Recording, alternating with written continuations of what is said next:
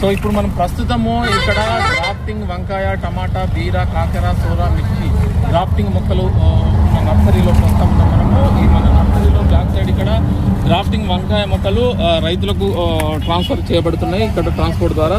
ప్రస్తుతం ఇక్కడ మనకి ఈ మొక్కలను ట్రేల నుండి తీసి ఆ వంకాయ మొక్కలను ఒక 1000 పైన ఉంటే ఆ టమాటా బాక్స్లో ప్యాక్ చేస్తారు. లేదు 1000 లోపల 500, 600 ఉంటే ఈ విధంగా అట్ట దాంట్లో ఈ విధంగా ప్యాకింగ్ చేస్తారు.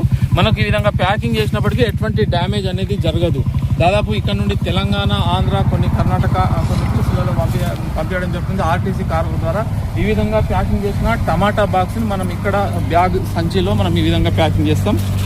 ఈ విధంగా మనం మొక్కలు అనేటివి ఎటువంటి డ్యామేజ్ అనేది మంచి క్వాలిటీ మొక్కలు మనకు మొక్క కూడా ఇక్కడ వేరు వ్యవస్థ చూసుకున్నట్లయితే ఈ విధంగా బాగుంటాయి. ఇటువంటి క్వాలిటీ మొక్కలు మనం ట్రాన్స్పోర్ట్లో పంపిస్తే ఎటువంటి ఇబ్బంది అనేది ఉండదు.